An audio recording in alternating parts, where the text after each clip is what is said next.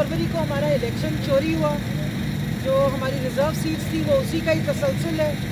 और उसको याद दहानी करते हुए उन्होंने कहा कि सुप्रीम कोर्ट की जजमेंट आ चुकी हुई है, लेकिन इलेक्शन कमीशन की हट गर्मी है। सिकंदर सुल्तान राजा की सरबराही में जो इलेक्शन कमीशन ऑफ पाकिस्तान ने एक तो पूरे इलेक्शन में रिगिंग में जिस तरीके के मामलात हुए, उसके बाद जिस तरह ट्रिब्यूनल्स की मैनिपुलेशन की गई, आज 8 फरवरी में सिर्फ 1 महीना और रह गया है, लेकिन अभी तक जो ट्रिब्यूनल के केसेस हैं उनका कोई रिज़ल्ट नहीं आया।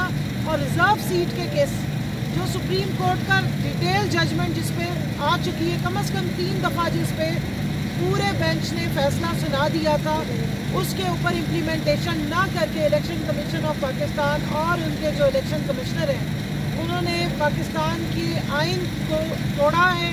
अवाम का जो मैंडेट था, अवाम का जो वोट देने का हक था, उससे उनको डिप्राइव किया है, जिस पे उनका बहुत कंसर्न था।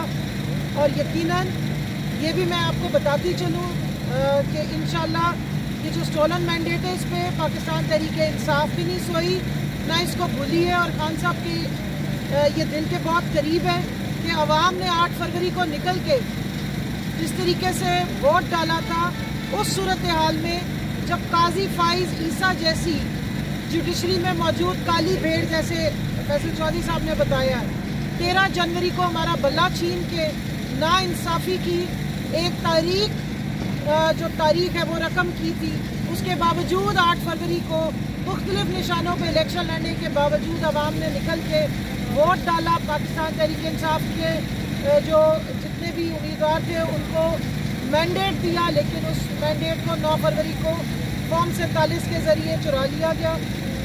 और जब हमने रिज़र्व सीट्स का केस जीत लिया, अदालत ने हुक्म दे दिया है कि आप पाकिस्तान तहरीक-ए-इंसाफ के जितने जो है उनको असम्बली में वापस लेकर आए। हमसे उन्होंने लिस्टें ले ली हैं, लेकिन इस फैसले पर अमल दरामद नहीं किया जा रहा। मैं यहाँ ये ज़रूर हाईलाइट करूँगी कि इस वक्त आपकी कौमी असम्बली भी इनकम्प्लीट है, आपका सेनेट अपर हाउस भी इनकम्प्लीट है।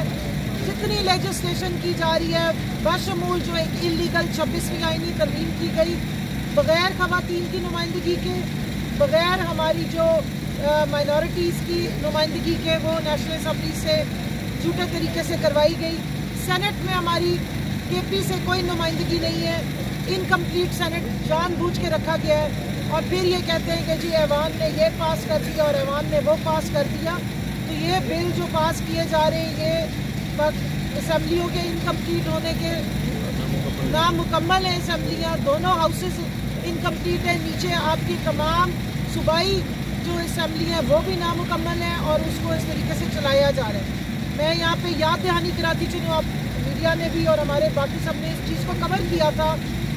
सुप्रीम कोर्ट में जब ये केस चल रहा था, इलेक्शन कमीशन का ये मौक़िफ़ था कि असम्बलियों को आप नामुकम्मल नहीं रख सकते।